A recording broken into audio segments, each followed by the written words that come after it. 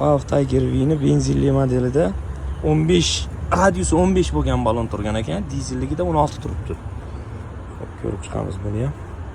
Xo'p, bunda podnoshka bor, demak nimanidir ushab chiqishingiz kerak. Qani bu o'xshaydigan? Birinchi minus. Xo'p, rulga ana o'qib chiqdik mayli. Bu nimaga unda? Bu nimaga? Shoferga yo'q, passajirga bor. Молодец, zo'r. Xo'p, multi rul ekan. Monitori bor, kamerasi bor. Korobkasi 5 talik mexanический. Shoferdan tashqari 2 kishi sig'adi, bemalol o'tirsa bo'ladi. Endi 100 kilodan oshiq ikkita odam qiynaladi-yu. 70 kilolik odamdan ikkitasi bemalol sig'adi. Qonuniy, zato dokumentida yozilgan. Ya'ni bu yerda texpasportda yoziladi, haydovchi bilan birga общий 3 kishi bitta o'tirib ketsa bo'ladi, deb dokumentda yoziladi. Yana bitta minus ko'rsataymi? Ko'rolmaysizlarmi?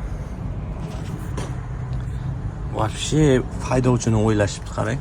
Kazirok bor. Ikkita passajirni o'ylashmabdi lekin. Ikkinchi minus. Xo'p, videolarimizni kuzatishda davom eting.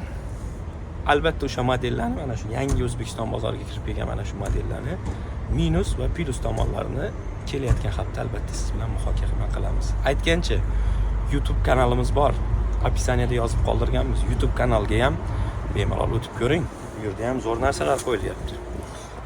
Profil shapkasiga обязательно YouTube'imizni ham joylaganmiz. Aytgancha, YouTube'dagi bitta videomiz уже salkam 1 million prosmotr bo'ldi.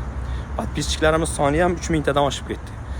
Tomosha qilib turishingizdan chiqmasin do'stlar, salomat bo'linglar.